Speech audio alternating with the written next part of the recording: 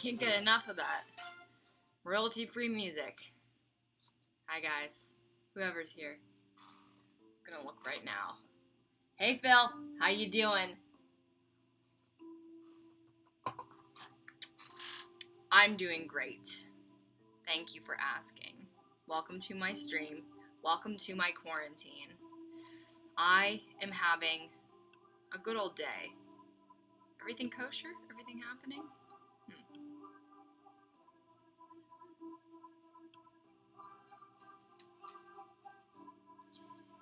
Just gonna make sure that, can you guys see me? Because I just need to make sure that's happening. Hello from Europe, Romania. Did you know that I am, I'm like a quarter Romanian? I think that's my ethnicity. I think that's my ethnicity. I never spit into a vial and send it to the government.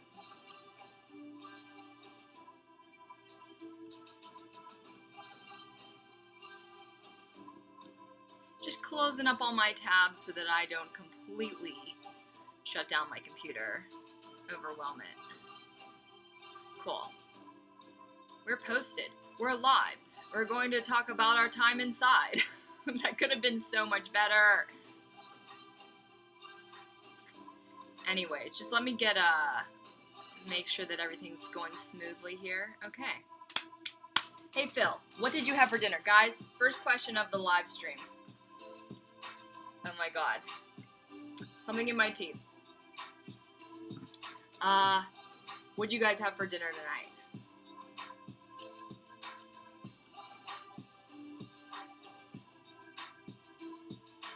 Got my coffee on hand. Got a little bit of sugar-free chocolate. I live big. I live large. Tonight, if you did not get the memo, is this music too loud or is it not loud enough? Where is my... Let me get no, that's myself. I just need to make sure that the stream's going good. Hey Phil, what did you have for dinner, guys? Cool. First question of the live stream. Awkward. Okay. Maybe we won't put that on there. Okay. See, this is why I give it a second. So that I know that, hey, look at everybody. Hey, okay. Hey, Ryan Martinez. Hey, Predatorial 2006. Robert Hester. Hey. Hey, Rafa. Hey, everybody. I've said hey to everybody, and I'm very glad to see you guys here. Do you like my hair? It's so blue. Let me turn this down a little bit. So, if you didn't gather, I just wanted to have the most casual catch-up with my viewers. Let me read some of your comments here so I can actually have a conversation. Yes, I forgot my, this is this. Yeah, this is very, very casual, barely a structure. I literally wrote down some of the most mundane questions to ask you, but that's kind of what this is all about. Phil, homemade, rustic, veggie, and mincemeat. Oh my god, that sounds amazing! Aw, dude, eat something, even if it's a snack. I'd share if I could shove it through my USB slot. I got some chocolate here. And if we get really bored, we're gonna paint a jacket. Do you guys know about my jackets? I'll show you.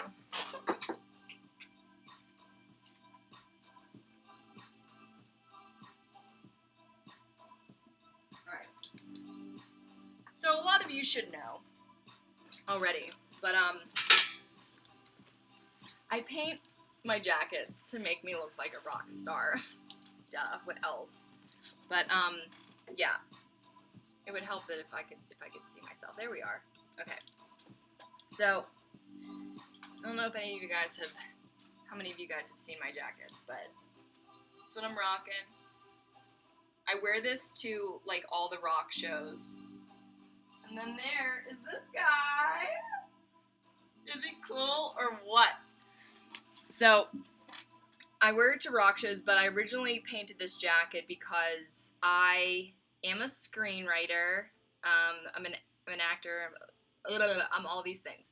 I'm a YouTuber. I'm a screenwriter. I'm an actor. I'm a producer. But one thing that is really important to me are my stories that I wrote, because pipe dream, I can absolutely die happy if this happens in my life. I want to produce the films that I've written. I've written my own characters, I've written my own plot lines with themes and subjects that I really care about.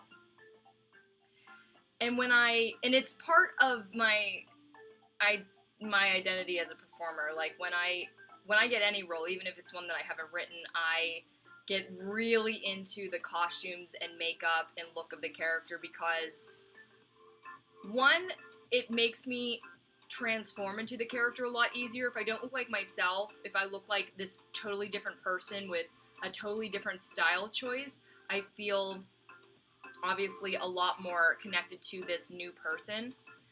At the same time, it's just fun. I said before, I posted a podcast that I was on earlier this week with Jay Hammond, and it was fantastic. It was a great little hour of just chatting about myself, and I did talk about just how, well, we talked about a lot of things,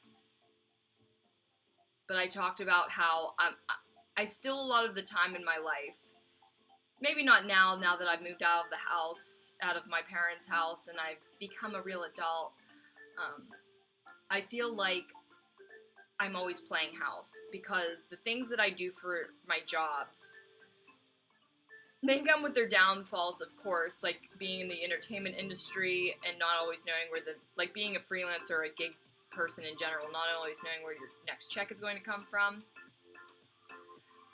But I have to say, if I'm going to live and die as a human being on this planet Earth, to be able to say that I can do these jobs, I have multiple jobs, it's amazing. It's fantastic. It's beautiful.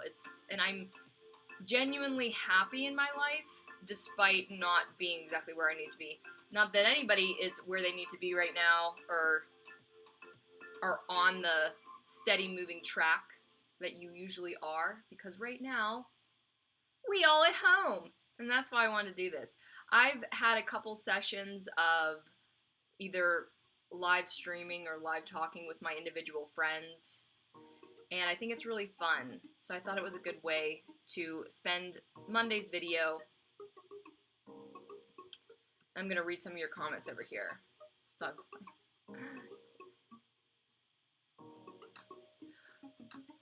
Beef joint with onions and spuds and red wine and raspberry cola spice. What? That sounds amazing! When you write, where is or what is your writing space? You're looking at it. It's right here. Sometimes I do write on my bed. When I was at home in Pittsburgh, I had this chair that I loved so much. Actually, that ties right into what we might be doing today. Okay, when I was at home, I said to my mom, Mom, I eventually want to find an armchair that I can put in my room. I was lacking like an armchair that I really liked. I used to have this other armchair that was short and wide, and it took up so much space in my room, and it was also a very ugly print. It was special to me because I used to draw in that old chair a lot, and the right armrest at the very end was disgusting. Not because like my hands were always there and really disgusting, but because I used to clean my erasers on the corner. So irresponsible, I know, but I used to do it, and yeah, it now belongs in my ex's house, and he can keep it. But so I designed this specific jacket again for my first character in my first feature that I ever wrote. Thing is, she has multiple jackets, so I made more.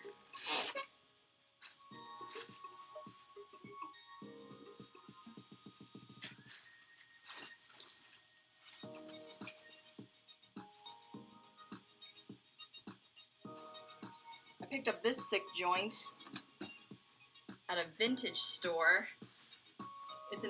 It's some kind of army, you know, fatigues, I guess. Doesn't have anything on the back. This one's a work in progress. The spiked one is practically done. You've definitely seen me wear this on the show before. These jackets, honestly, I feel like I overuse them too much because they are supposed to be for the movie. I am supposed to be saving them for, like, the debut of this character, but I just like them too much, and I have had too many special events where I've worn them. But yeah, I'd love to add more to this because all the jackets are supposed to be really eye-catching and really cartoony. But the one I might work on tonight with you guys, which I don't know how interesting it would be because we're just going to paint it a solid color, is this one.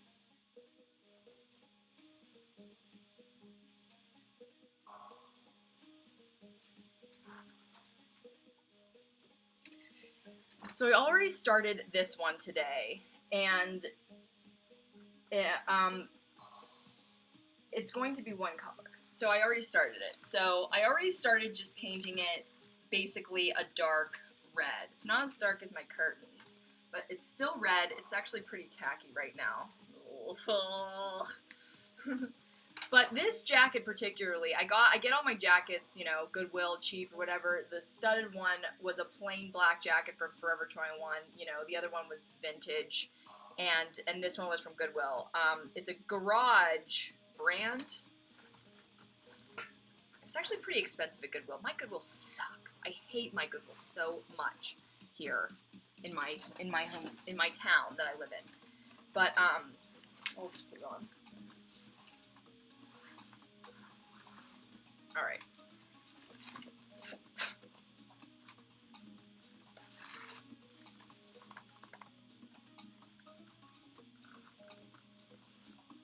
It's so sticky. Ew.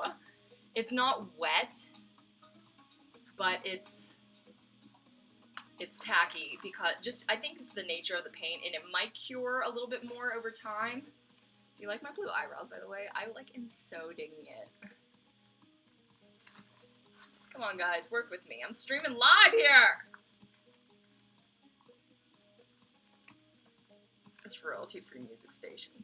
Okay, whatever. Okay.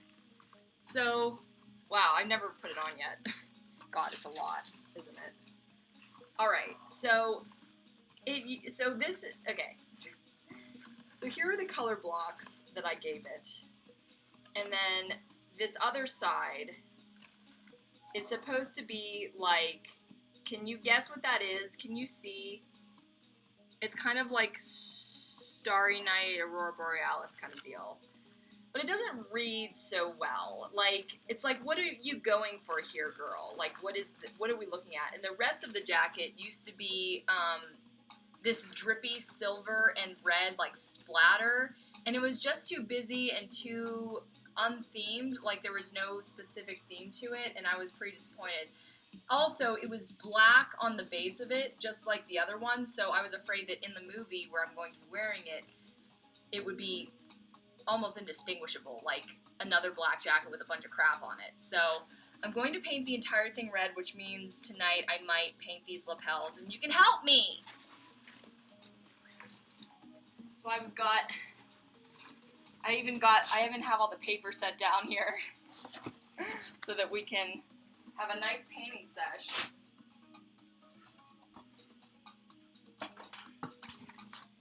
You guys want to talk about quarantine? Do you not? I know it's so annoying. Like, I've been watching vloggers to kind of get a status on the world that I'm a part of, the kind of job that I have, and, you know, the space that I preside in, and what everybody else is doing. To be honest, like, my jobs, I have multiple jobs, as a lot of people know. I am a freelance graphic designer and photo retoucher, meaning I make, like, posters and press kits and ads, images. And I'm an actor, I'm a YouTuber, I have an Etsy store where I sell my fake food. You know, the fake food's probably gonna come out at some point in the stream. But let's read what you guys are saying over here.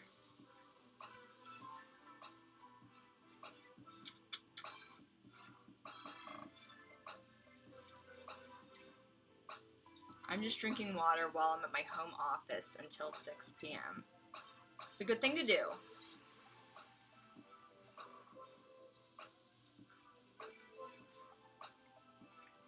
When it's cooked, I'm going to turn it into pulled beef with barbecue sauce. So good. What did you wrote when, where we can see it? So I'm asking, I get you're asking what I've written and what you can watch. You can watch Promenade at jesspaul.net/promenade.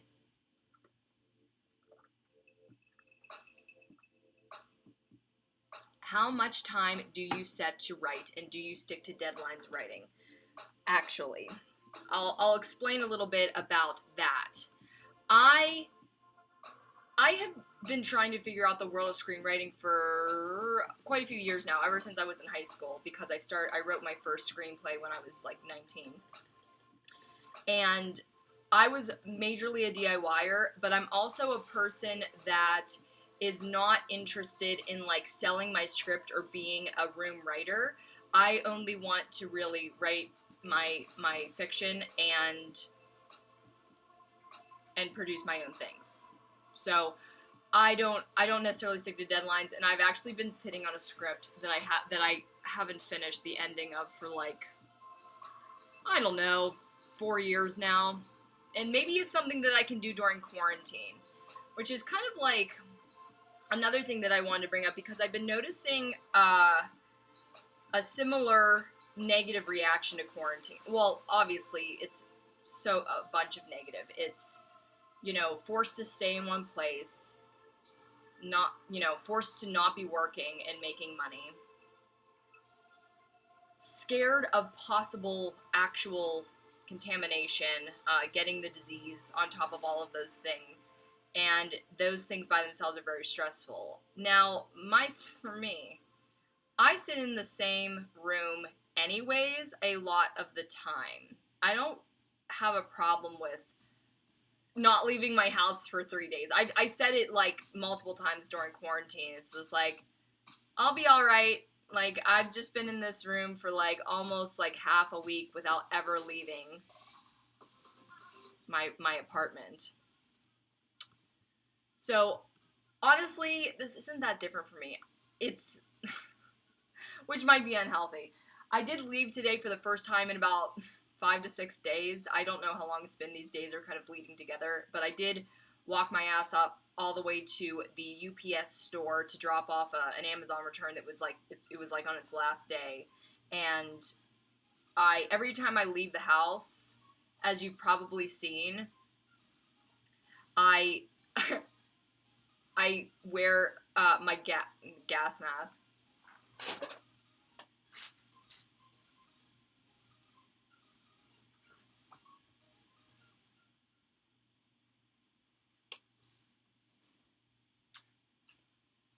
Very prepared. Man, it can be stylish, right? I can pull this off, right?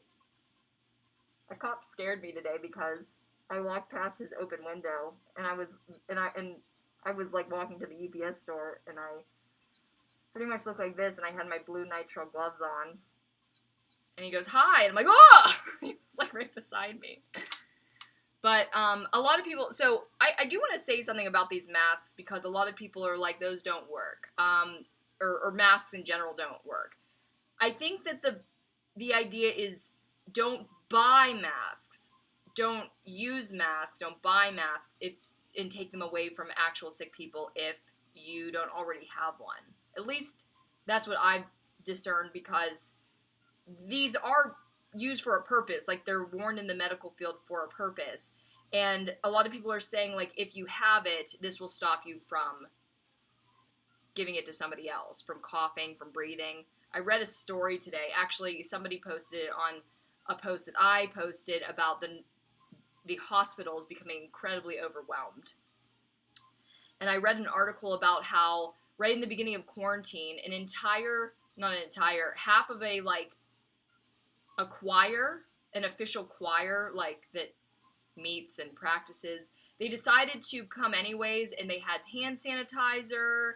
They were pretty careful about staying kind of farther away from each other. And it must have been some kind of big famous choir, because it had like over 100 people, and this choir apparently sells out events, you know, nights on the town. So they all got together to practice, and 60 of them showed up out of the over 100. I think I read 120 or 130, and 60 of them showed up. 3/4 of the choir that came that day came down with coronavirus. What I'm doing with the nitrile gloves and the mask, and believe me, it's a little strange, because here in California, as dangerous of a threat it is, I feel like people aren't taking as much caution as I think that you should. Like, they literally walk down the street with nothing, no mask, no hood, no gloves or whatever. And what I'm doing is very simply like creating a barrier between myself and other people. Both, if I ever tend to be having it dormant inside me, because apparently some people might not know. I could have it and just not know for a long time, but also not contracting it myself. And if you're creating some kind of barrier, it's indisputably better than nothing. So if you do have anything like a mask, wear it. And if you feel stupid because there are people in your area that aren't wearing a mask, actually, I kind of love it. Because I've always had a bit of a problem of people stopping me on the street to talk to me, probably because I'm very flamboyant looking a lot of the time. I don't necessarily like strangers stopping me, though, because I don't know what, like, they usually don't want something innocent. Like, I don't want dudes asking me for my number on the street. I don't want to be dealing with that. And so it's kind of nice that people generally leave me alone, to the degree where they think that it kind of looks like I might have it or something. I'm kind of okay with it.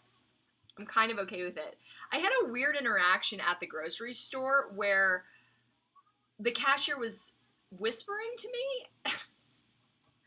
I don't know why, like, as if maybe, like, she was being sensitive to my situation. It's like, there's no problem with me hearing or like, I don't know. I don't know what, because she wasn't saying anything necessarily different.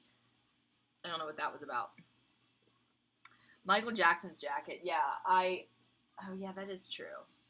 I used to have a really cool Cobra Starship jacket. I got it at it was Cobra Starship, Panic at the Disco, Fall Out Boy, Summer Tour. Who else was there? There was one more person I remember. One more band. I don't know. That was like back in 2009. It was pretty cool. And I had that jacket for a long time. Do I not have that anymore? It had zip-off sleeves. And basically what it was a hoodie. It was a red hoodie, and it had some of the markings on Michael Jackson's Thriller jacket. And then the sleeves zipped off. I don't know what you would ever do with that, because ugly, but... Pradutorial are asking, in what movie did I play? You can go and watch my movies at jesspaul.net/videos.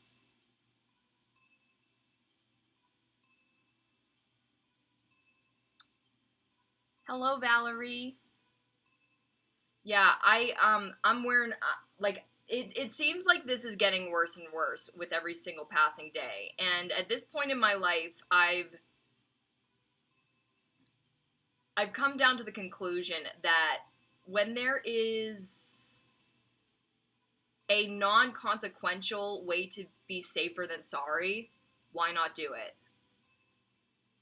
You know, if you're not losing something, or if you're not risking something else, then why not just do the best and safest possible thing that you can do? I don't want to give it to anyone else. I don't want anyone to spread their germs to me, because it does happen through like vapor out of your mouth. You know, even the smallest like things. You know, people don't have to spit on you; they just literally have to breathe. FOB Cobra Starship an all-time low. So Valerie, I'm actually talking about the one that we went to together. It was FOB. It was Panic. It was Cobra Starship, and I don't think it was All Time Low. I saw All Time Low, but I saw them at a different concert. 50 Cent. Oh my God, that's right. 50 Cent was like opening for FOB. I didn't get that. I mean, that's just me though, because I really only like music that fit under like the rock and roll genre for some like in some capacity, like varying differentiations of rock. But I did not get the 50 Cent thing. Hey Trevor from London, hello. Yeah, Panic was there, unless I'm thinking of a different concert. Maybe I am. I'm remembering Panic. I've seen Panic like 2 or 3 times. 2 or 3 times? 2 times? And I saw them on stage at an outside venue, and then I saw them at AE, Stage AE in Pittsburgh, inside. It was that one band with the chick, but not Paramore. Was it... Well, now I'm mixing up like the Paramore concert I saw. No, was it the... They're from a different country. Let's play 20 questions. What band did I see? Okay. I want to say they were from Scandinavia or Germany. And they did have a female fronted singer. She was blonde. And they sang a song called No One Sleeps While I'm Awake. Oh, Hey Monday. Well, that's not the one I'm thinking of. The Sounds is No One Sleeps While I'm Awake. I love that song. I gotta go get that song again, because my iPod doesn't exist anymore. I wanted to talk about if anybody's having problems staying inside and getting things done, because one of the questions I wanted to ask, which I'm going to ask right now, don't mind my hands, they're a little blue. Are you taking advantage of this time in some way while you're home? Either in doing something that you weren't able to do before that's for entertainment or relaxation, or are you working on projects within the house, or are you talking to your family members or roommates or friends like you never did before? Has anything changed since you've been in your house? Like, what are you doing now that you have to spend more time indoors? I'm interested because, like I said, I've been watching a lot of YouTubers, and they've been a great window into what's happening now within some of the industries that I'm involved in. Like, for example, like Gabby Hanna's, you know, just shooting out the vlogs, and a bunch of other ones are probably, like, definitely, you know, making vlog content because, I mean, I'm sure that a lot of YouTubers are stinted to do the things that they normally do that involve going somewhere, but man, you could do it while you at home. You can make videos. I do it all the time. So the YouTube portion for me is definitely not halted in any way. In fact, I have a lot of cool videos coming up. Some stories of things that have been happening to me, even during quarantine.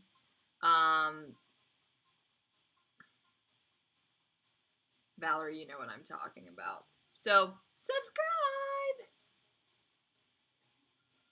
But yeah, I want to know, like, what you've been doing to pass the time in quarantine.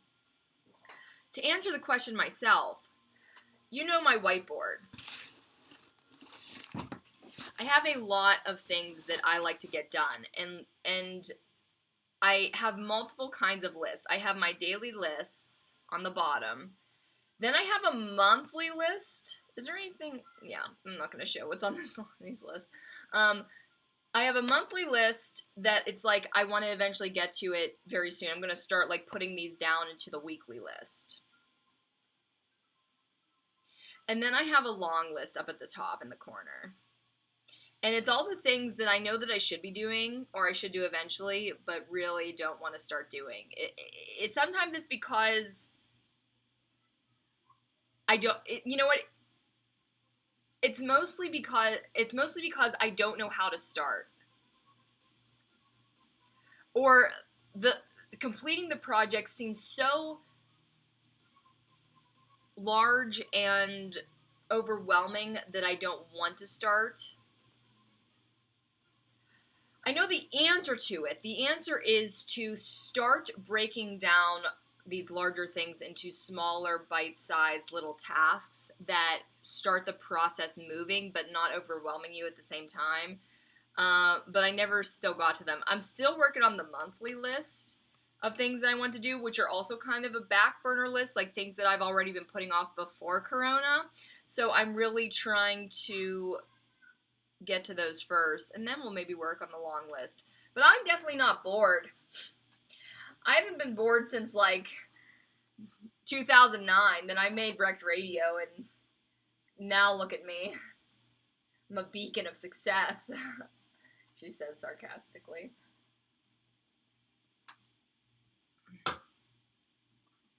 I've also been doing a lot more relaxation. That I don't let myself do a lot of the time, but like literally my entire nighttime might turn into watching Netflix. I've been watching Netflix with my friend Zoe. We are on Discord together, and we're like listening to each other talk and commenting on the show, and we're specifically watching Mindhunter together. Has anyone ever watched Mindhunter? I'm really enjoying it. I think it's a really well-written and interesting drama. I like the characters. I like the actors really well. And it was shot in Pittsburgh. In fact, if anyone's watched Mindhunter, I actually auditioned. Meaning I just sent in a picture for the dead body that is in the opening sequence that flashes, like, every couple seconds. Didn't get it, But yeah, Mindhunter was filmed in Pittsburgh when I was there, and I didn't end up ever working on it. Did I audition for anything? Did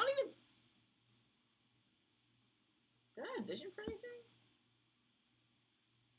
I auditioned for $1. I don't think I auditioned for Mindhunter. If I did, I don't remember the role.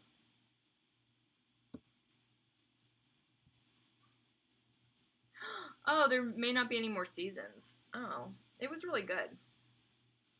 Naz Rat asks, have you been in a horror film? Yeah, it's kind of where I started, to be honest.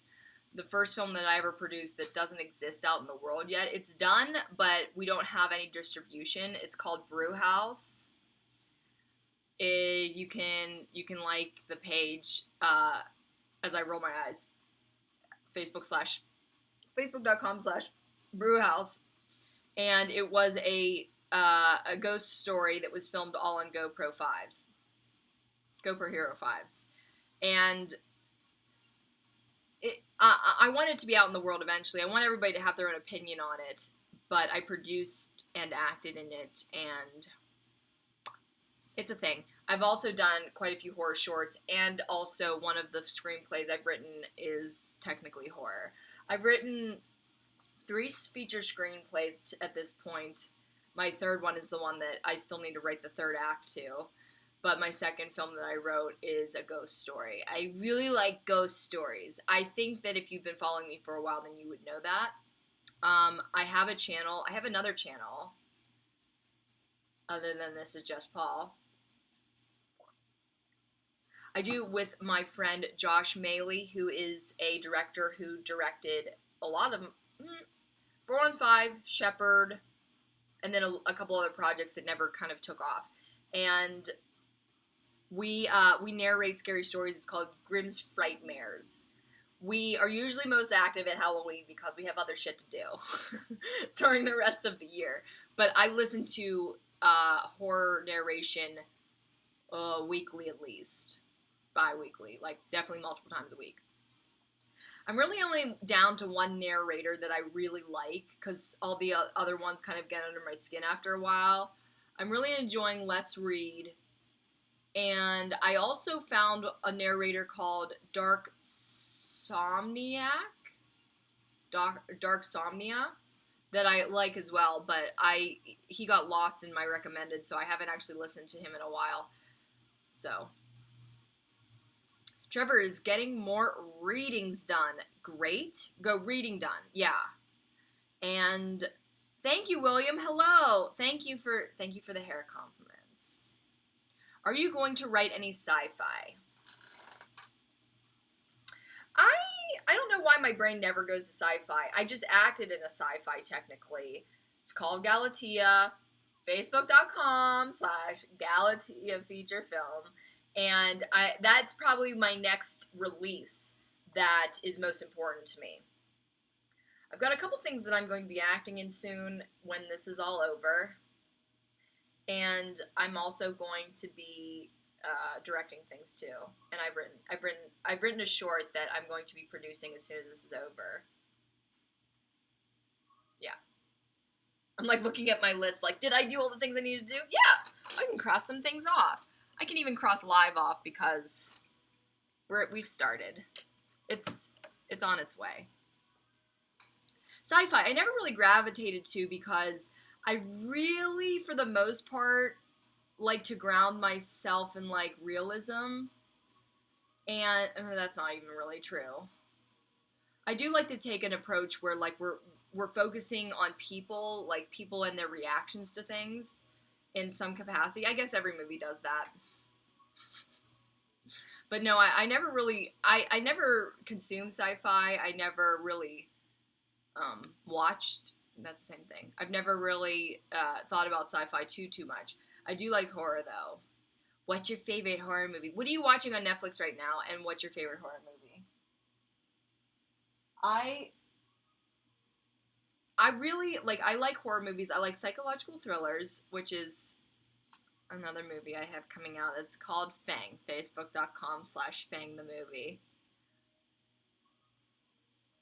And I really only like psychological thrillers and ghost stories. I don't necessarily dig a whole lot of slasher stuff because why? I don't know. I did get a bucket of blood dumped on my head though once to get a Scream Queen award. That was pretty cute. I'm going to turn the music back up, and I think that I'm going to start paying my jacket. You guys can continue to talk to me, and I'm going to check back in a little bit here. But it would be really nice if I could get one of my crafts done at the same time. I can stream live and talk to you guys. Or a superhero type movie. A superhero type movie. I never have created a superhero. My second one is the closest. My second film is called Body. I wonder if I have that URL still. Bodythemovie.com.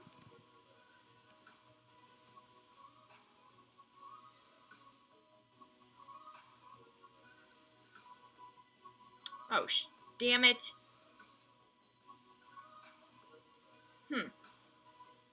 Damn it.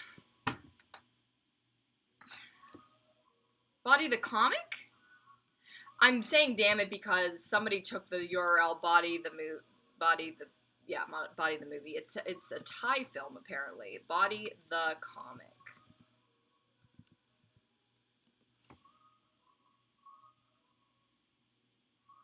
Okay, I do still have that URL, but no images. View the comic. Do I still have that?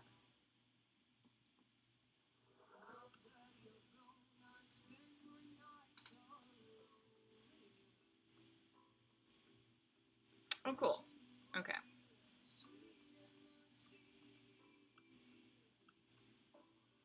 You guys can nose around here if you want. This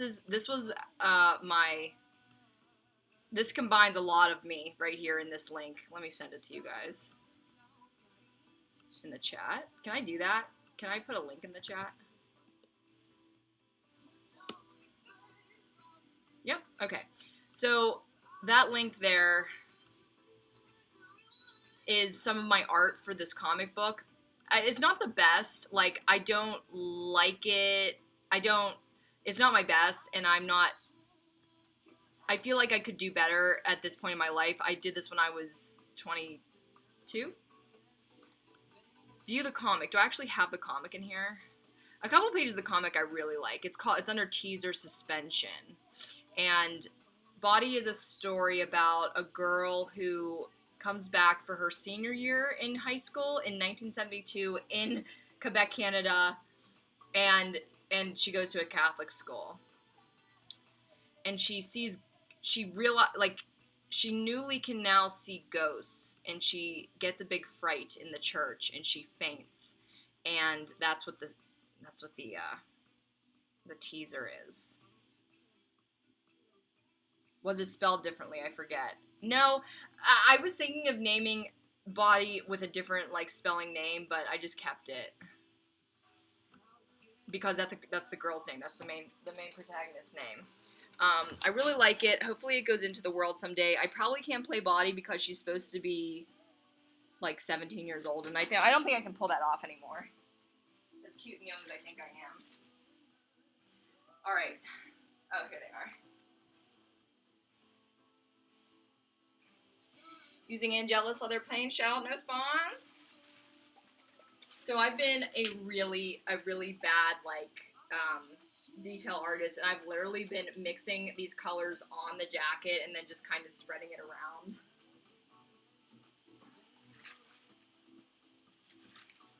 It's such a cool cup. Okay.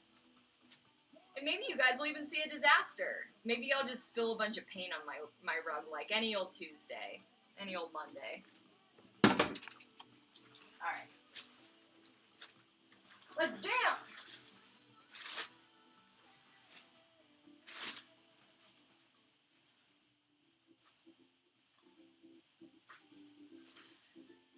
Tone switch. I think I'll do it like that. Is that easier or harder? I'm gonna do it like this. Say goodbye to the other color. We're going red. Alright. Let's just start over here. So, I want my character to walk into art class and just be a boss. This is what I've been doing. Because I don't know if you guys have seen my other videos. Hopefully you have if you're like subscribed to my channel. But I don't like to waste materials.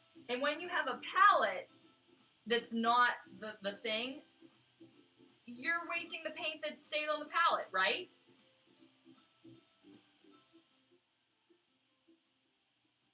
So I like to just use up all my resources that I can.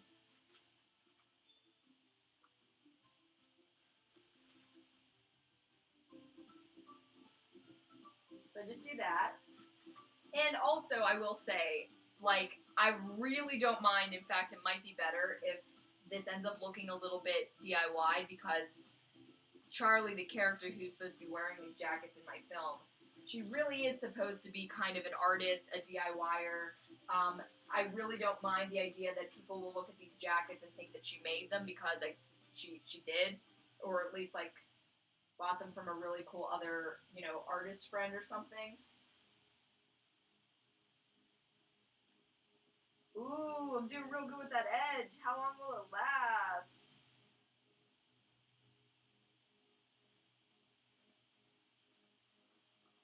So we can be a little speckly and stripy, and it won't be that bad. Maybe we can even see some of the old art through it. On the back, you can definitely see some of the drippy drips.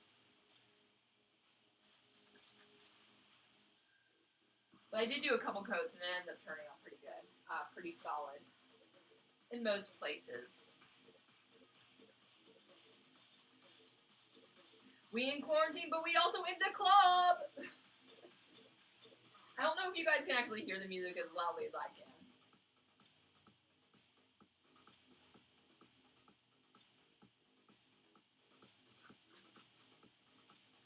Move that especially.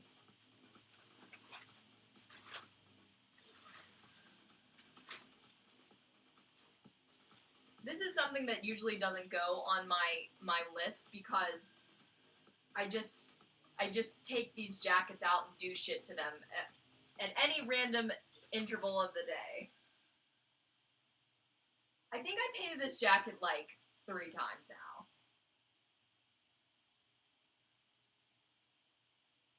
And I think that after I'm done painting it and it's dry, I'm gonna put some kind of Angelus leather paints come with like finishers. The duller, there's an acrylic high gloss finisher that's not very glossy, and then there's also a duller D-U-L-L-E-R that makes it look more mattified, and it always looks awful. I haven't figured out how to use it. It just looks like you're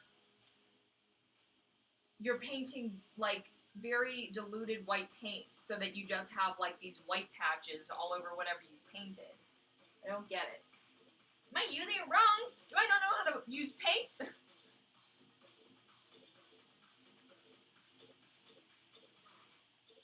Watch the master at work.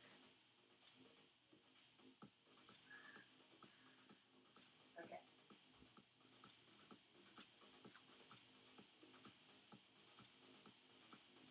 Is anybody also watching Tiger King? I had to. Like, too many people were talking about it. It's like, I want to be on the joke. I'm going to see what's going on. It's pretty interesting. It's pretty fun to watch. I think I'm on, like, episode 3, 4. So much drama in that little niche of the world.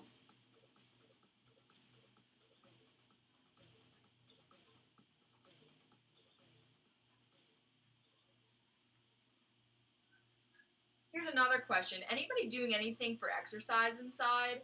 I never would exercise in the first place, so the fact that, oh my god, like, when I do a lot of exercise, I'm sure that every human being must be like this. If I haven't, like, walked a length of distance in a long amount of time, I'll come back. Like, I love it. I really do. I really don't mind walking places. I do it as necessity because I don't drive cars, and I haven't used Lyft like since the quarantine, since way before the quarantine, to be honest. And because I don't know, wasn't going anywhere. And today, since I walked to the UPS store, I came back and I sat down, and like my legs were ticking. Like I could feel the muscles and the skin and the water and the fat just like pulsing and like shifting around down there.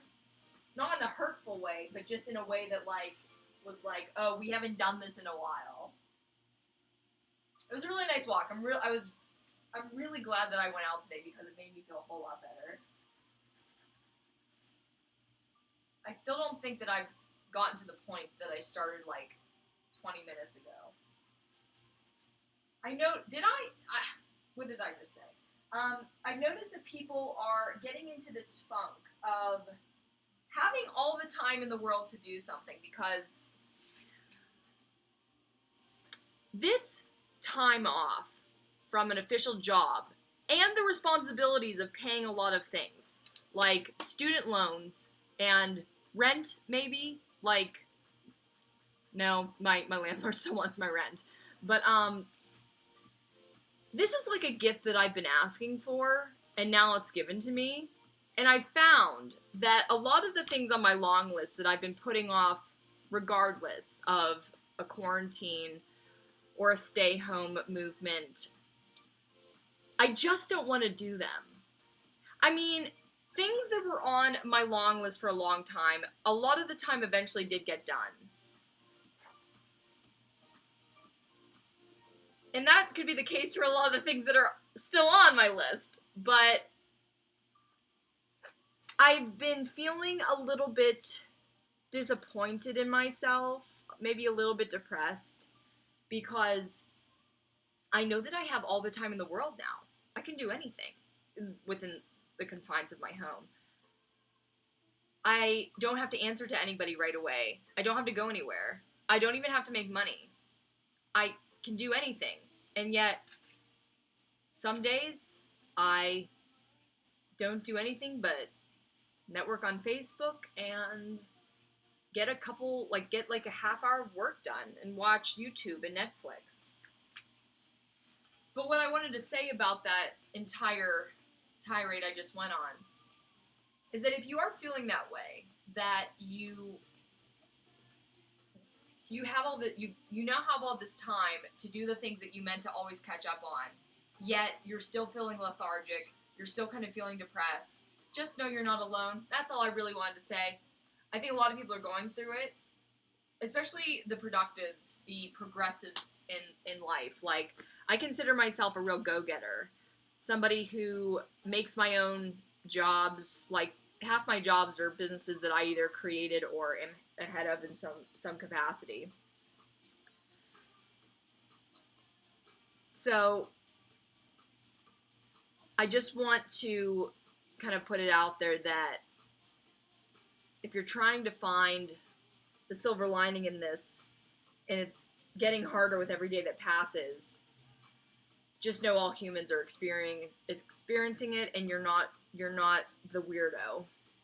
That's all I wanted to say. Okay.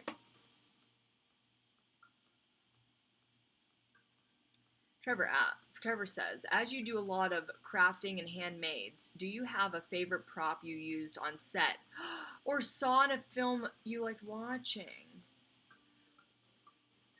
Wait, that's a good question about one that I might have had on set. That's so cute. Yes. Yes, because props are important to me. Like, props and that kind of stuff are, like I said, they're part of my characters. So in Brew House, I had a backpack. It was a medical backpack. It was orange and, like, really bright so that you could find it if you needed it.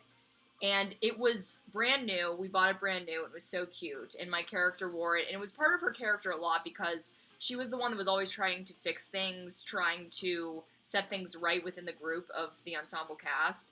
And so it made a lot of sense for her to really connect with that backpack. It really defined her character within her costume. I found out a little bit later that my director said that his dad cleaned out the garage where he was holding some of the props. And his dad donated a lot of stuff to Goodwill, including my brand new, it was a pretty expensive backpack too. I think it was a couple $100. I didn't buy it, but like it was part of my character. Then for Galatea, it was a costume piece.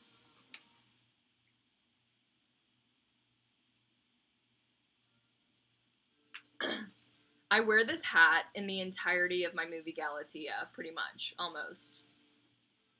I love it. This is my hat, though. It was just part of my own wardrobe that we made into my costume. Yeah. It does come down to finances to do anything as well. Like, I'm using what I have, and I'm really not spending, I'm literally, like, spending so little money. In fact, look out for another one of the videos coming up really soon. It's, I got scammed again. Not an actor scam. A money scam. And it's all my fault. So, please do look out for that video. I haven't filmed it yet, but I think it will be next week's video. It's quite a story, and I'm hoping to present it in a very entertaining way. I laugh at it now, but it wasn't funny when it happened. Hey, Brennan Yosef, thanks for chiming in. Okay, let's finish this jacket, or at least the first coat. Sorry that I can't speed it up for you so that it's fun to watch.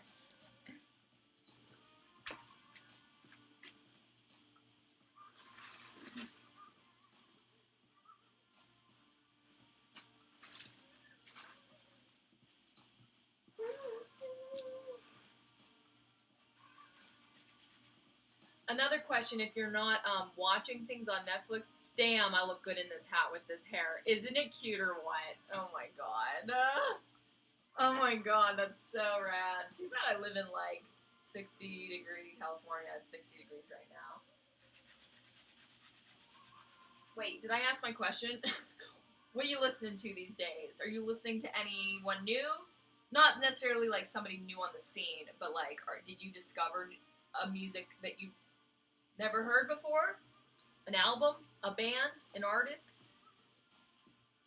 I always love. When I asked you guys last time, you guys delivered, and there are some people that I didn't know existed before, and now I definitely listen to. Rafa, if you're still here, Poppy. I think I told you that though. Like I knew Poppy existed, but like I didn't know if she was for like rock fans. Not that I judge like everything on like I must like rock. I just tend to like rock when I, more than any other genre.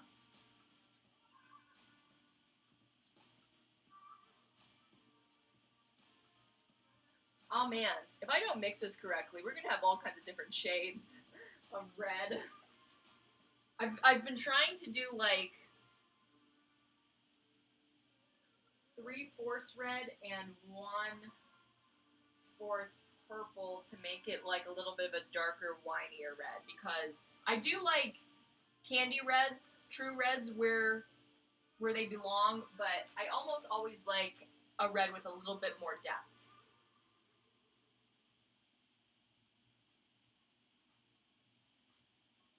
Anyone new to the chat? Yeah, that's right. I just did paint. I mixed my paint on my actual canvas.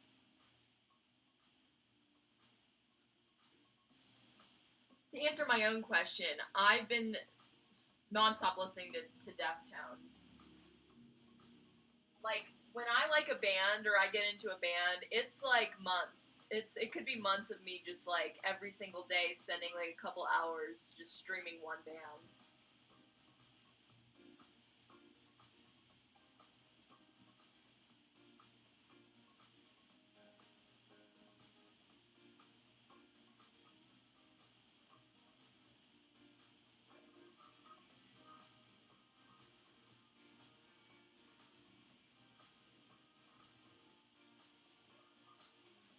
You know another thing that's pretty funny about this quarantine?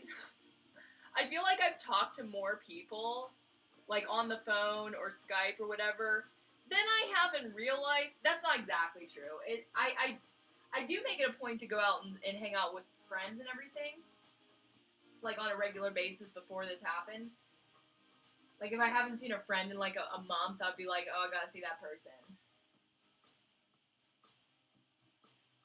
But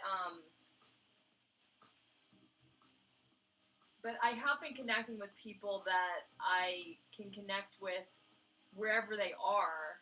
Like here. Hi guys. You're all over the place. Nice to see ya. From Russia with love. England. United States. And I keep forgetting what I was saying when I go on my canvas.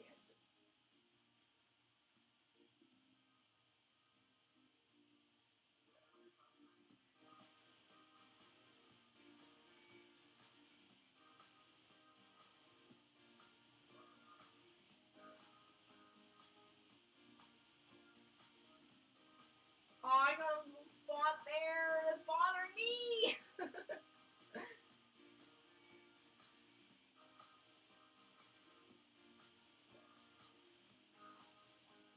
What's the weirdest craft you've ever attempted? Like a kind of art form, or a kit, or an art supply, something, whatever. It could be anything. It looks like I already got a spot on it last time when I painted it blue, so who cares? Alright, we're gonna let that dry for a while before we do a second coat, and then we're going to put the I think I'm gonna put a gloss on. Maybe I'll test the spot, because the dollar doesn't do anything. Maybe I'll mix the dollar and the gloss. I don't know what that's gonna do, but I just want to seal it, because I don't like the tackiness, if that's the way it's gonna be. Alright, we're gonna let that sit there for a second. This music sucks! Let me find a song I like. Wonder if I can search on here. No. I wonder if I can find my favorite royalty-free song in Spotify. Eventide.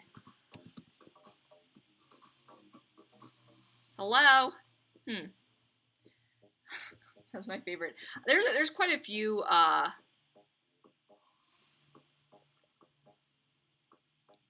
there's quite a few royalty-free songs that I really like, and royalty-free artists. Eventide by... Oh, I don't know what that artist is called. It's a really weird name that I can't pronounce. Songs, Eventide. See y'all.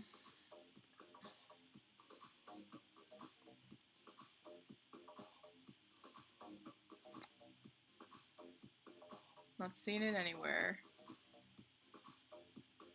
Damn it. Damn it!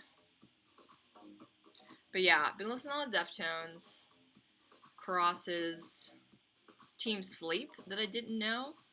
I really like China's voice. What can I say? But I also like China's voice in conjunction with the music that the rest of the band has created. It's very unique in my opinion. Like, people have tried to imitate, for sure. But I really like that band. But I'm very open to new suggestions. Let's see what you guys are writing over here. Brendan says, I pretty much stick to the same old stuff. I can't believe I haven't watched any of your live streams before now. So positive. Hey! I'm so glad that you're here. Thank you, Brennan. Trevor, thanks for the answer. You're welcome. Your backpack has been donated to the universe. Aww. Yeah, it's a really nice backpack. Whoever owns it now, you're welcome. I didn't get any money for it or anything. Phil says I go through stages of liking different music or groups, but started listening to rave again. Is rave a are you talking about the type of music, or is there a band called rave?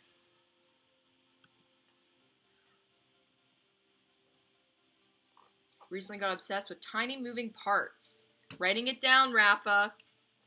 Cause you're a hit maker. Tiny. I don't think I've ever heard of them.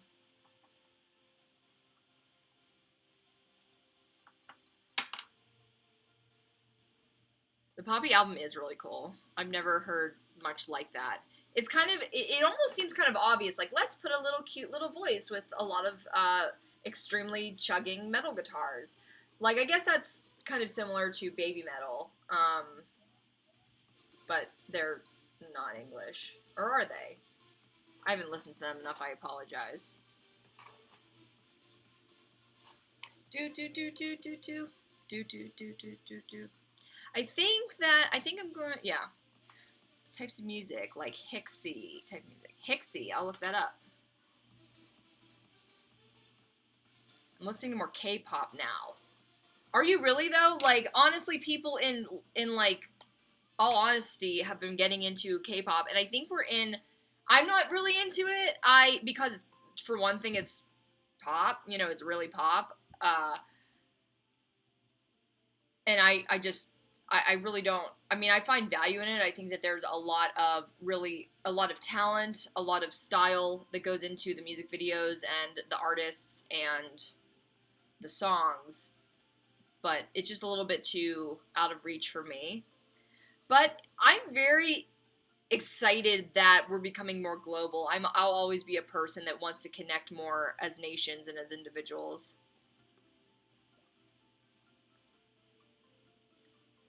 Searching for their song Medicine reminds me of Jimmy Eat World. Love Jimmy Eat World, so I'll probably be on board.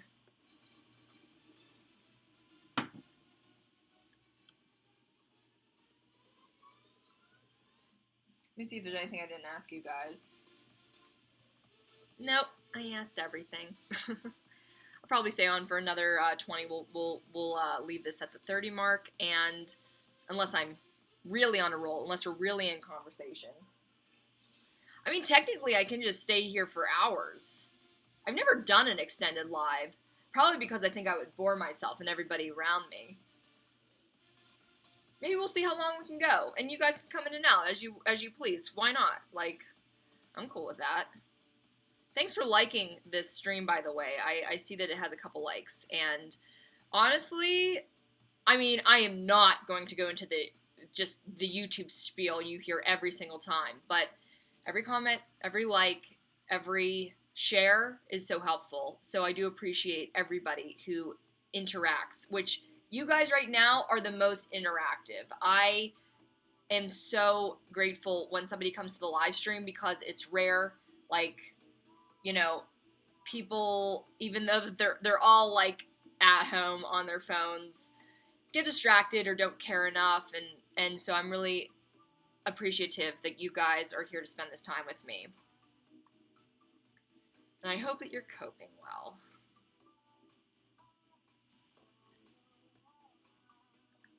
Let's go pull out some fake food. I wonder if there's anything I haven't shown you in, since whenever I saw you last. Whenever I saw you last. Let's see what we can find. Oh, yes!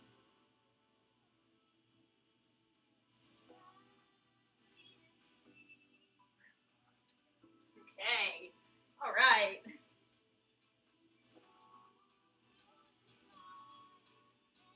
Yay! Fun. Fun for me. More fun for me than anyone else in this world. I swear to God, like, I know that I will always be the biggest fan of my fake food art. Okay. You ready?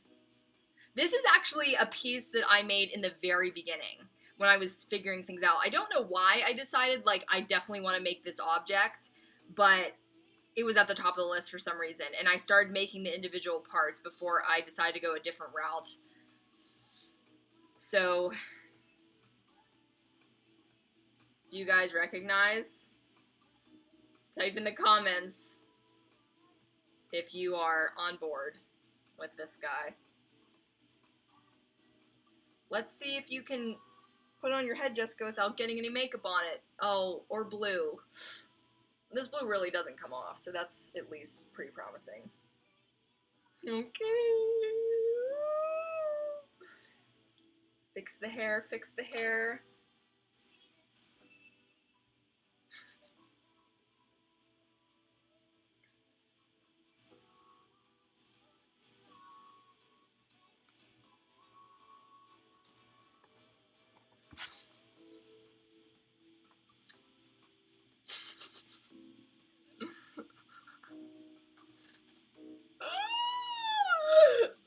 It's so cute.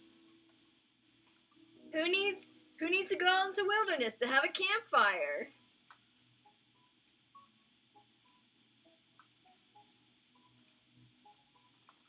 Oh, what a mess. But yeah, this white headband would definitely go a lot better with my blonde hair, but we don't have that today. Blonde hair, who is she? Should I wear this the rest of the stream? I mean, I spent enough time fixing it. Okay, enough of that. Never enough of that. The next thing I made these for a picture. I wanted to create a photograph, and for my open listing, my custom listing for make your own donuts. Basically decorate your own donuts. Perfect or not? Look how real. And on the bottom you got the, what's going on there? Oh yeah. What do I have to do? I have to get that off of there somehow. Or paint over it. Oh yeah, that's the icing. This one I was experimenting. See how it's kind of shiny? I was experimenting with a glaze. I was trying to mix in some white pigments, the right amount of white pigments to, excuse me. Take this off because I don't want to get it wet, or not wet, but blue. Oh, so adorable. Okay. I was trying to create a clear glaze, like a donut glaze, but with just a little bit of white in it, because there are a couple glazed donuts where you can very clearly see the white film, just kind of like the duller, but I also want it kind of shiny. So that's what it ended up looking like. I didn't see enough white. Like, it was white, really white in the beginning, and then it kind of dried a little bit clearer. This is the one. This is the type that I molded from a real donut. I don't know if you guys knew that, but one day, so there's a donut shop, kind of a famous-y one, down my street. I won't say the name to give away my location. Like, it's literally like at the end of the street that I live on. And I go down there and I'll pick up a donut. Well, not now. I actually haven't had a donut in weeks, which is very sad. But I'll go and I'll pick up a donut and I tell them my donut order and I just let them go get it, and then I go home and eat the donuts in the morning.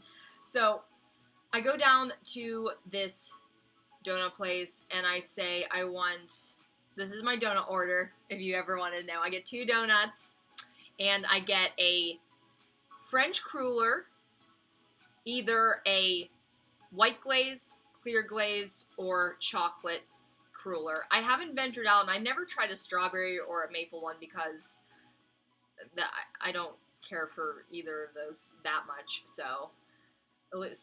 Especially on the magnificent simplicity that is a French cruller. Chocolate can go on anything, though.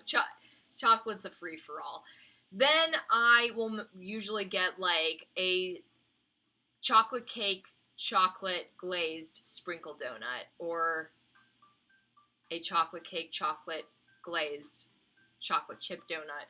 But sometimes those are sitting too close to the nuts.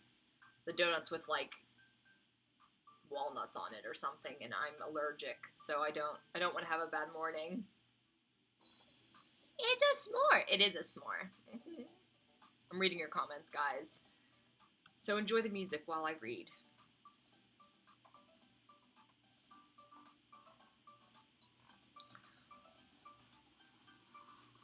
Brennan, you've been into Asian music since you were a teen. Cool, dude. I really commend people that really have more adventurousness than me sometimes with their style. This is what I think I do. Like, there are some people that spread out and listen to a little bit of everything, but I take one genre and I go as deep as I can to find some, deep cut tracks by deep cut artists. And I really love when I find my secret bands.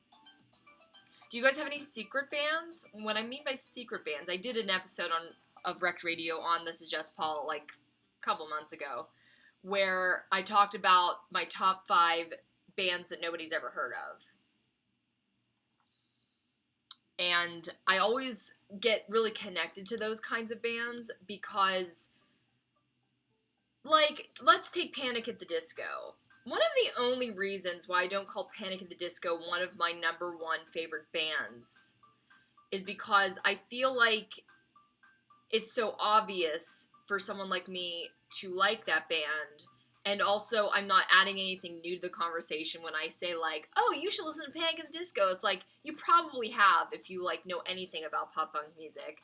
And I'm always, when you like a really, really big band, you have, or discover a really, really big band kind of late, you have all these preconceived notions and opinions. It's like it's like if you never watch Breaking Bad and all your friends keep telling you to watch Breaking Bad and you're like, listen, I've heard your 10-minute opinion about why Skylar is the fucking most annoying wife in all of TV history. Calm yourself. I don't want to watch Breaking Bad, but really, you should watch Breaking Bad.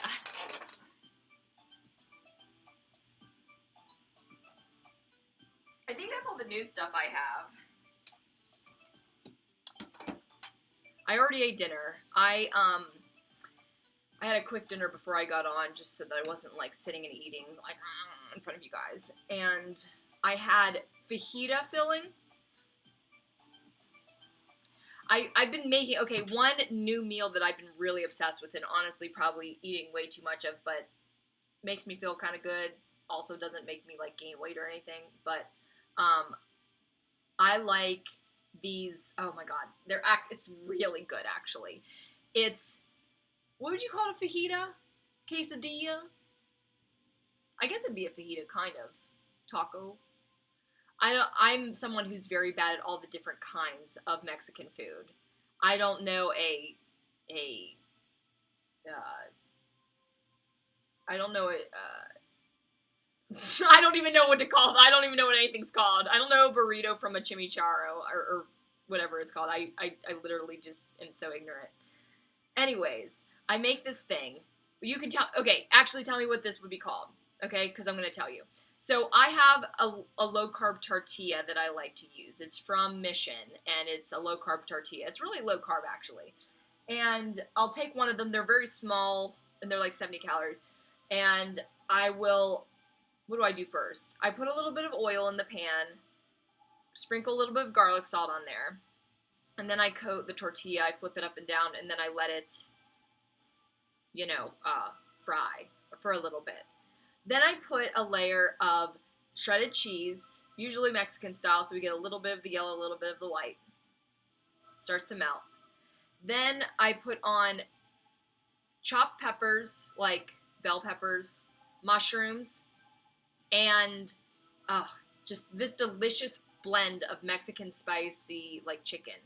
Just like it was chicken breast that I added Mexican spices to, chili powder, paprika, cumin. What else? What else goes in there? There's always one that I always forget. It's always a different one. Anyways, so I'm basically, I'm letting the tortilla get kind of crispy. I fold it over, and I use the cheese as like a glue that's holding. In fact, I might sprinkle a little cheese on top at the very end before I fold it so that it can kind of like glue all together. So I have this glued together, half tortilla thing, and it's got peppers and mushrooms and chicken inside, surrounded by cheese. So tell me what that's called. I make it all the time. It's so good. What I'll do is I'll have the Mission tortillas in their package, and I'll have just this big mix of all the chicken and veggies. The chicken's obviously cooked, but the veggies sometimes are raw. Yeah, they are raw. And I'll let them, cook in the pan. I'll put a lid over the pan and let it, sizzle in there. Enchiladas, or I don't know what that other word is. Hello, Adam. Cave Project, welcome to the live stream. Quesadilla? Yeah, that's what I kept calling it, quesadilla, because I think I was meaning to make a quesadilla, but I didn't want to make, 2 tortillas. That sounds like way too much food. Honestly, though, this half thing is just the perfect amount, this taco shape, is the perfect amount of food for a dinner, for me, at least. Brennan, I love Skylar too! Can we talk about this, please? Okay, yeah. You know what? I'm never gonna make a video on it. So let me talk about how I think that Skylar gets the fucking worst rap ever. I have talked about this in length with my friends, probably, that have watched Breaking Bad. But, and it actually, you know what? It says a lot about you, if you do hate Skylar, I think. Maybe. Because the reason that people hate Skylar in Breaking Bad, right, is because she's playing antagonist to our protagonist. Some of you are screenwriters in here, I think, right? So, at least you like movies, okay? So, Walter White is our antagonist. He's a unique, our protagonist, sorry. Walter White's our protagonist.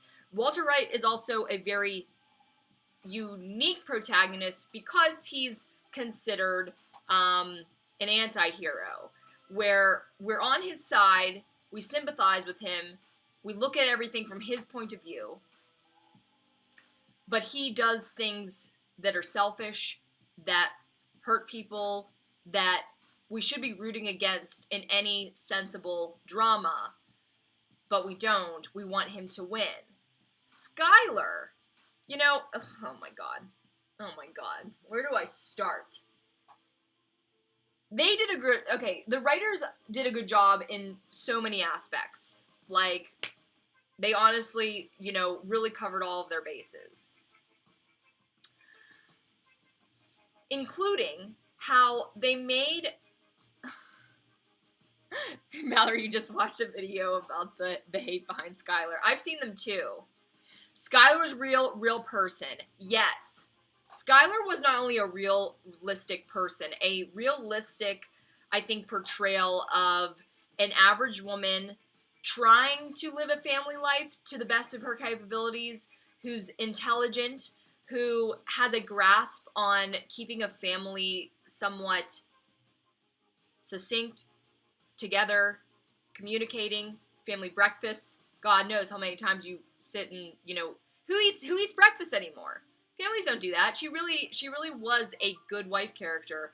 And if you really wanted to make her a shitty antagonist, you would make her be barking down Walter's throat every other second, and she wouldn't be realistic, and you also wouldn't have as much investment in Walter's original reason to start cooking meth, which was because he was trying to gather money to save his family after he died of cancer. Whenever that was going to be. And so Skylar wasn't even the worst wife, the worst, obvious, nagging wife character. Sometimes, yeah, she asked him to do stuff, but honestly, it was pretty reasonable. Then when it came to the actual conflict, when he was constantly going behind Skylar's back to do something that she didn't know about, and then thereafter, when she found out about the meth, she still helped him. She became an accomplice to him. Honestly, some people should be more mad at that, but honestly, where do you fault her? For just not liking the idea when she first hears that he's cooking meth? My director of Fang made a really cool point about Walter White. I'll give him the credit, Richard Bergen. We were talking about Breaking Bad one night during shooting, and he mentioned how, as much as Walter White is presented as the master of his craft within the plot of the movie, my director said something that I never really thought about too deeply. But he goes, basically, everything in Walter's life was going wrong. Everything was just shit, for him. Nothing went right. He never got what he deserved as a character, so him making meth was a true redemption, and we were all rooting for him. But he was making meth. Who wants to be king of meth? Best at meth? And my director said, even anybody with a basic knowledge of chemistry who's not addicted or not a lowlife or doesn't mix it with chili powder could possibly get, a reasonably good batch of meth that the plot did really make it out to be a very difficult thing to do for some reason. So we'll give Walter that credit, but at the same time, what are you so proud of? This industry that barely feels like it should have any kind of platform. But I guess that was part of the point of the entire show. Brendan says, anti-heroes are not heroes because the stuff they do is not heroic. Yeah, more about being self-righteous and trying to convince everyone they aren't. But I gotta tell you guys something. I'll say this pretty proudly because it's something that I struggle with a lot. Everybody has their own personality traits, the things that they think are very integral to them.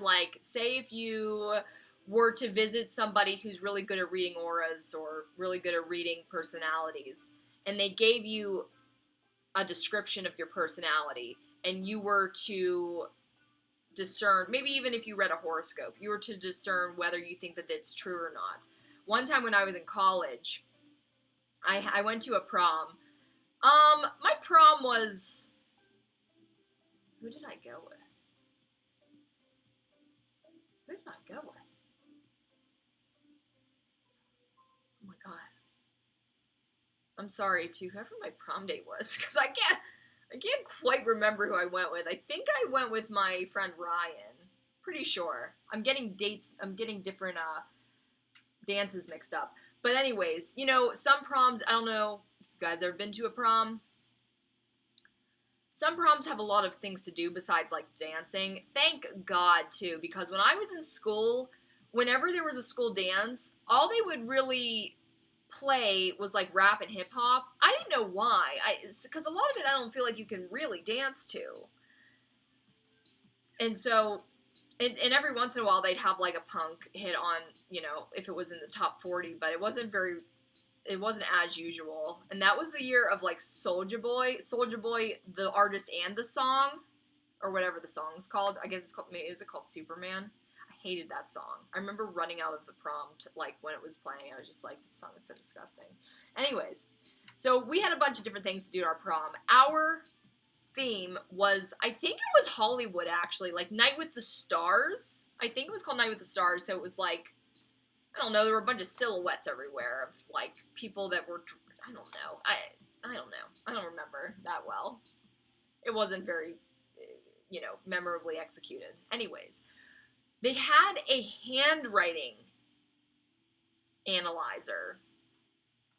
I've never heard of that before my prom, but apparently this woman that was sitting at this booth could tell you parts of your personality by just, you know, scrawling something.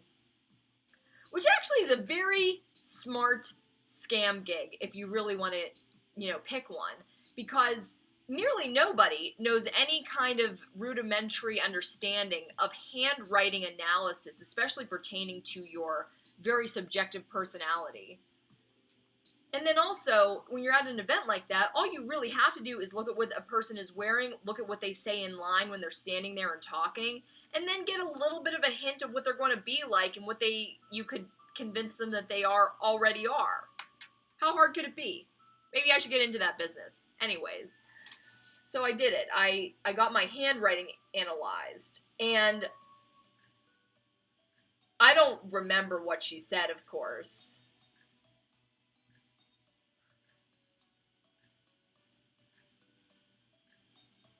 But what word did she end up calling me? She said something that wasn't really specific to my personality. Like, if somebody calls me kind, if somebody calls me shy, if somebody calls me,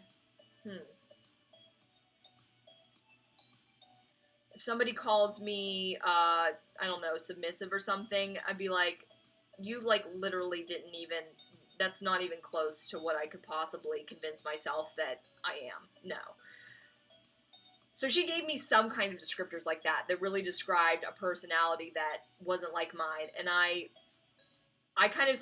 must have, if I can imagine what I did, I kind of stood there and I was just like, I can't say that that's true, or something like that. I don't know. I'm like, I don't think so.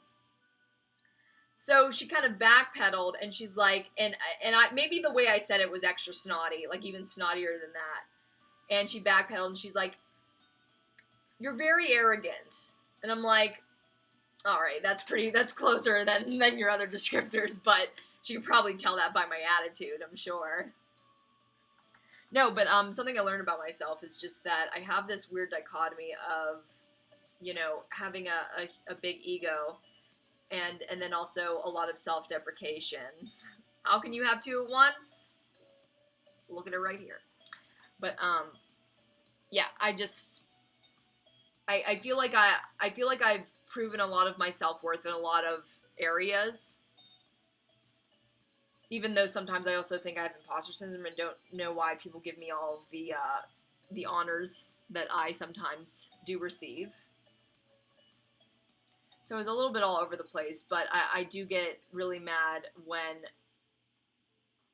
I feel like there's a way that I should be respected and it's not coming across. So she was closer in that. Oh no. We got a lot of things to read. Tostadas just popped in my mind because they're yummy. Okay. Gotta go, but one of these days may stream some Big Wreck tunes. Stop by if you see it. Don't really know when, though. I will be there for the Big Wreck. Oh, Adam Cave Project. You are the person who covers, who has covered Big Wreck before that I watched. And it was very good. Okay. In the plot, Skylar isn't giving too much choice. As she was as dedicated to the family as Walter, her character is the only one consistently questioning Walter White morally. Which shouldn't we all be? Right? A very good performance. Yes. I also think, I actually, as far as actors go, she would probably be up there with some of my favorite actors.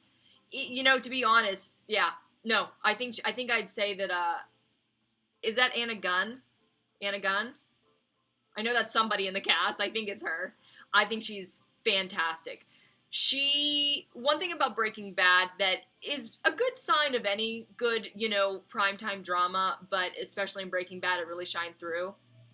I could talk about Breaking Bad for hours. Sorry. Like, I really haven't seen that many TV shows, but Breaking Bad really always stuck with me. Wait, what was I saying about Skylar? Oh, Anna Gunn, and how great of a performance she would give. In Breaking Bad, every single scene almost, especially when it got more into, obviously, like, the thick of the plot, when things were starting to go downhill, every single conversation that was ever had, every single sentence or conversation that was delivered by one of the main characters always had an extra layer of deception or double meaning underneath it. Like, whenever the actors were saying anything, I was really noticing this, and I don't know if you guys ever did, if you watch Breaking Bad. I was noticing it because I'm an actor, and I was looking at how, in their face, a lot of the times, or in the tone of the lines themselves, you are delivering not only one meaning, not only one realistic portrayal of meaning and purpose, but then you also add in a lie, a cover-up, some emotion that the character doesn't actually want to portray, but it's slipping through anyways. That's the beauty of a good performance, a good actor. If they can do that, that's advanced work, and I loved watching it in Breaking Bad, and I only hope that I get the opportunity to act in a drama like that was so advanced and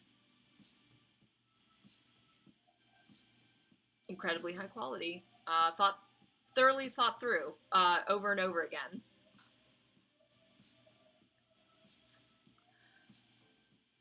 When I was in school, rap wasn't really played at the schools I went to. We're talking mid to late 80s. I mean, I probably would have the 80s, man. The 80s were so... I feel like if you could pick out any time in history that was kind of a cartoon portrayal of our culture, I feel like it was the 80s. Does that make any sense? Do you guys know what I mean by that? Like, we were all humans, but we thought we were living in, like, 2300.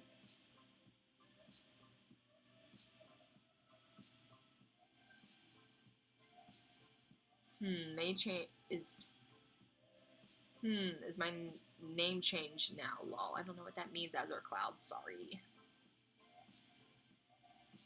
Hey, thanks for the hair compliment.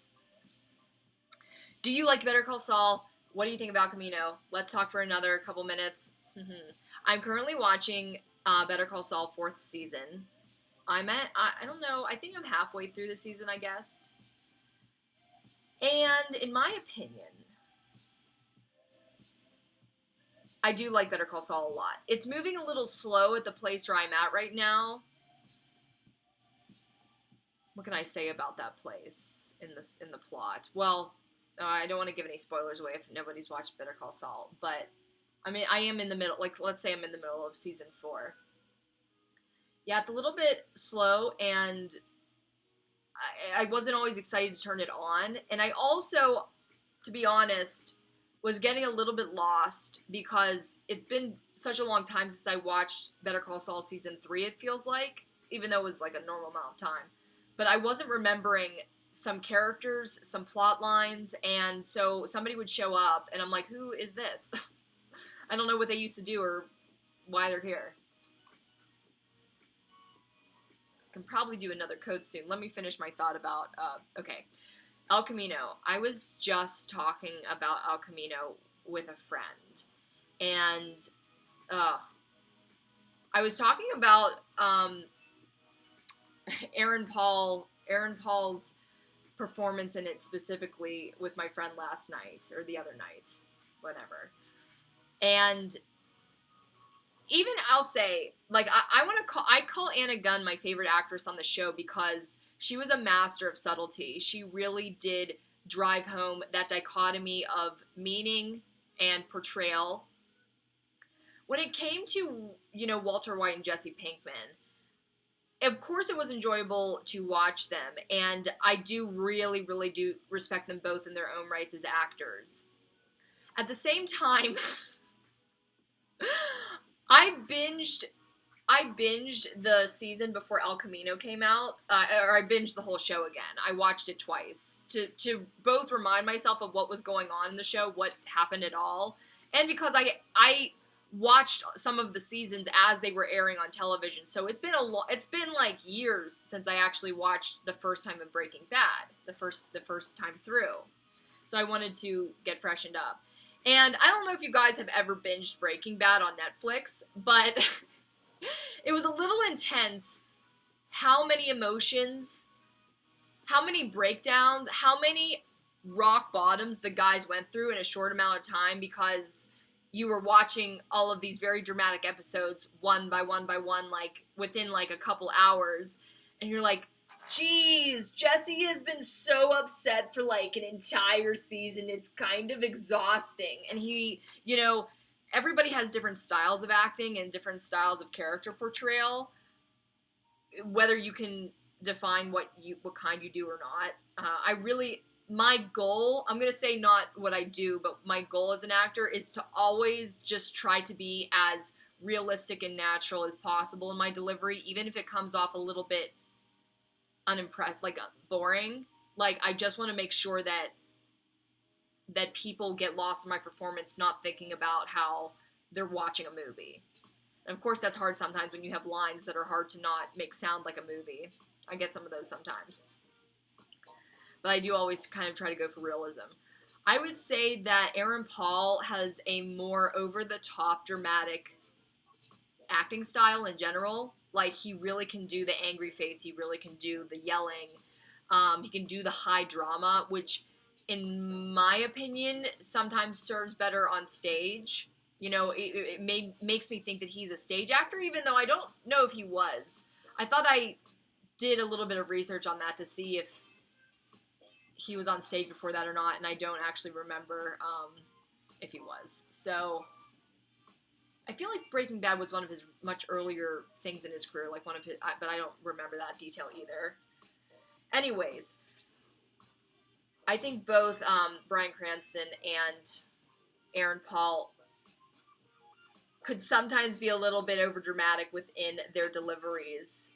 Not that it wasn't enjoyable, I just think that I've seen more realistic performances even within the confines of the show and the other actors. And that's my thought on that. El Camino. I really loved El Camino.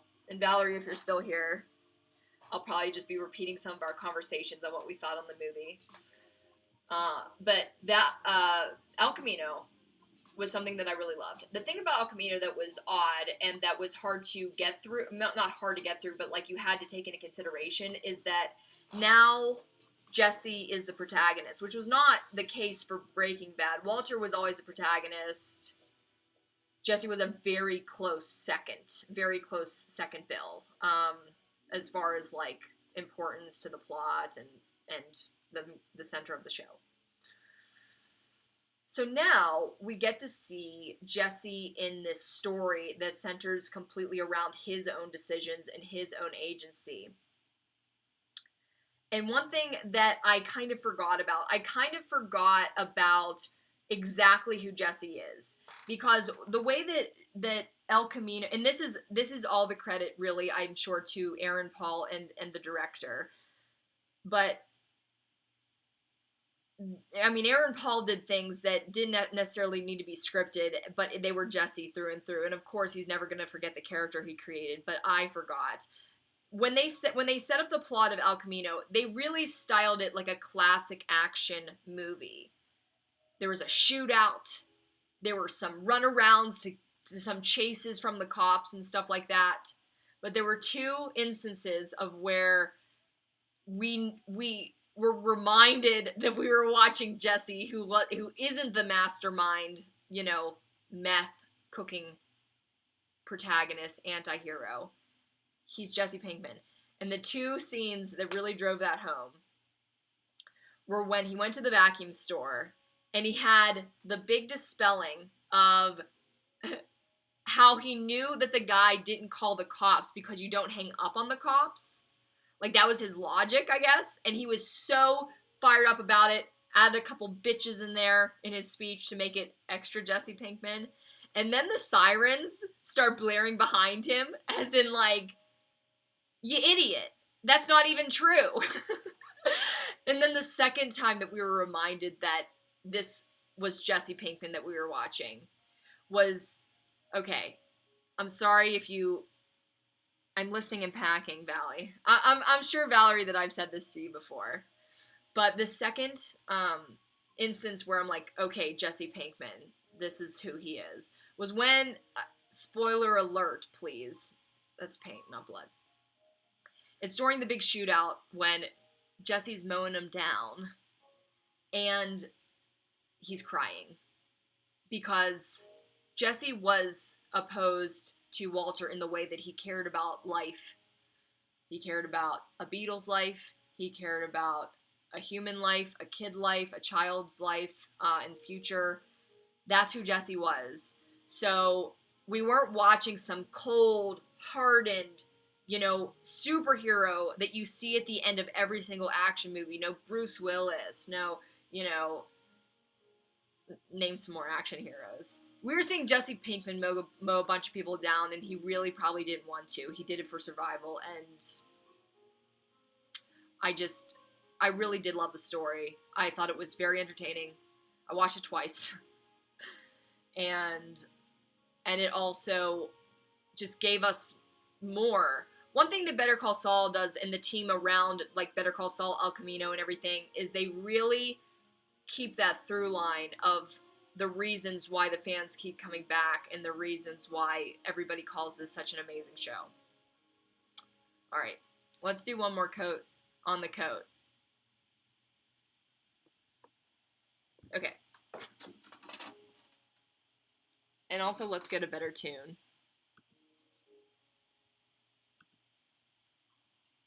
Scandinavians.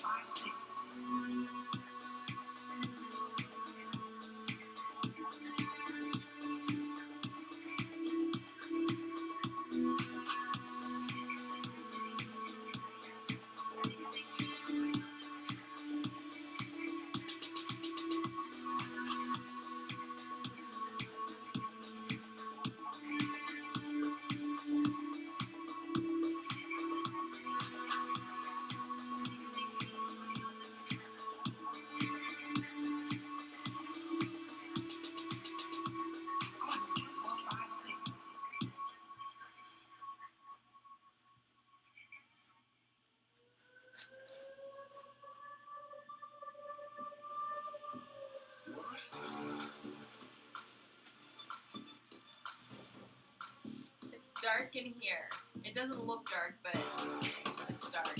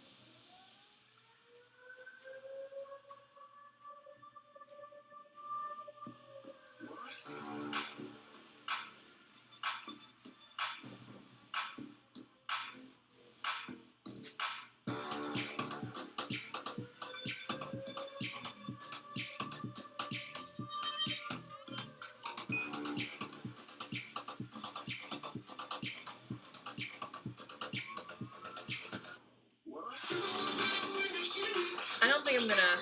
Sorry, wait.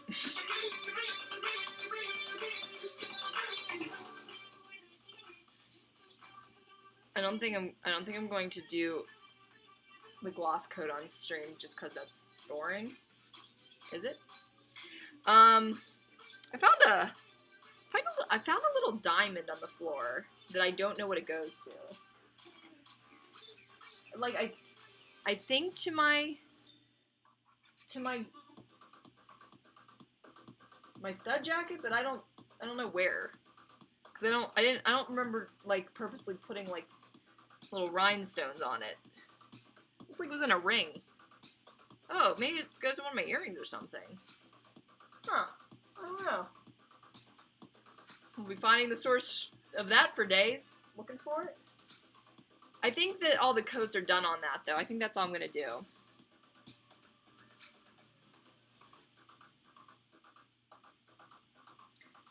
Thanks for agreeing with me, Brennan. Yeah. Back to Breaking Bad and Jesse Pinkman / Aaron Paul. I do one thing about Aaron Paul that is related to me is that every time I Google myself, which I do on a semi-regular basis, he always comes up, especially as an actor. But weirdly enough, like I don't think that I've made a huge imprint on the internet or the world, but I at least am the first thing that comes up on the like entire first page of like if you Google Jess Paul. I think that's an accomplishment. Don't you think? That's a very modern accomplishment to have. The pictures too. Google Pictures as well. It's mostly me if you type in my name. How did I get there? I don't know. Sometimes people, I do really like that he never completely got over people. Sometimes people have it be for the first kill and then the character goes kill crazy. That's true. That's so true because he's killed so many people, and what we're supposed to think is supposed to happen in a movie or in that scenario is the person turns all cold and careless. But what about people who want to continue being decent human beings after they've actually killed somebody? I think that exists, and whether it was a really huge part of the direction or if Aaron Paul really made it his decision to make sure that was part of Jesse's character, it was a really good choice because not only do I not get to see that kind of performance decision, but I think it's the right one it's a realistic one for the scenario, at least if I could imagine and figure it out for myself. Am I the only one who wanted Walter to get caught? This turned into a Breaking Bad chat room. Did I want Walter to get caught? I don't know if I necessarily wanted him to get caught, but I definitely did think that he was making very bad decisions that were very selfish. Like when you start making decisions that have consequences that you don't recognize or don't acknowledge because you're so self-centered about it, that's when things start going downhill.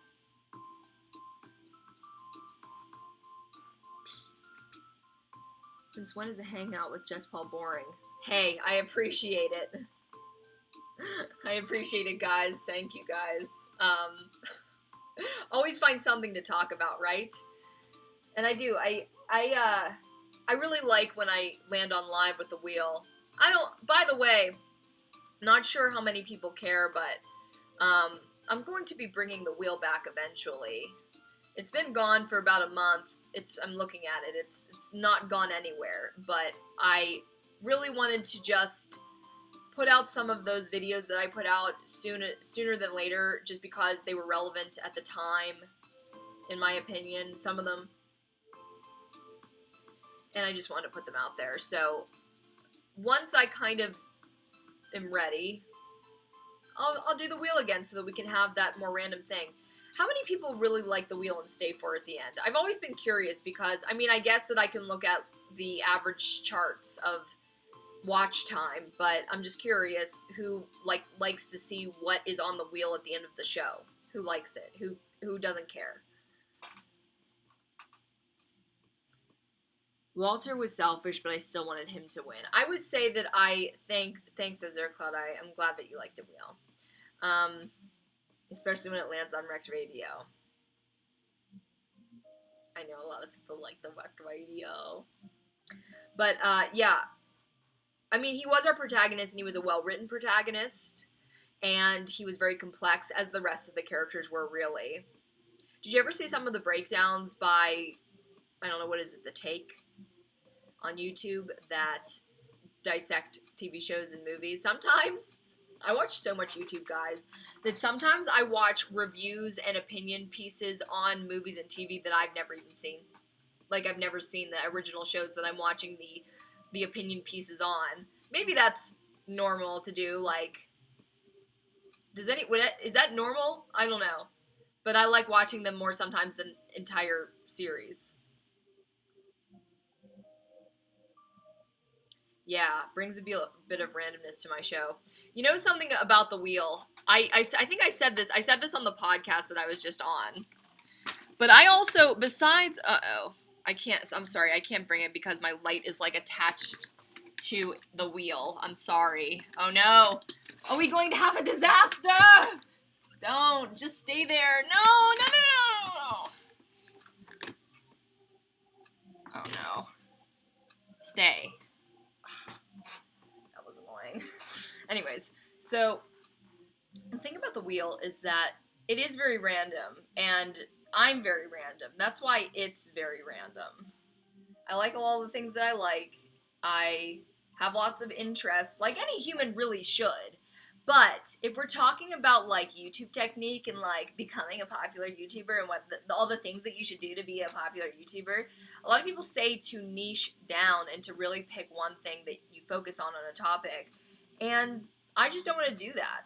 Like, if there's ever a video that you feel like you don't want to watch, don't watch it. Like, if it's something that doesn't interest you, there are plenty of other YouTubers to watch at the time. I would never want to force someone to watch a category, you know, even suggest to someone to watch a category that they really don't care about. I appreciate everyone that does watch most of the videos so much. But at the same time, like, you know, if I'm doing a makeup video and you don't care for beauty whatsoever, then why would you watch it? I mean, I try to be entertaining in every single thing that I do, but some of them are misses, I would say.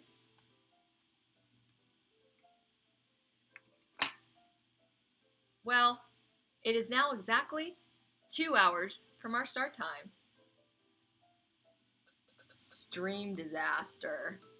Is that me? Something like the Nostalgia Critic, yeah. Yeah, that's what I'm talking about. That's how I found out about The Room, through a Nostalgia Critic. We can talk about that in another live stream. Alright, guys. I think I'm gonna go and like kind of just do more of the same thing. I'm probably going to watch some more YouTube myself. My board for today is all crossed off, so really, I can do anything. I'm going to see you guys next week with a brand new episode on Monday, and this is my outro.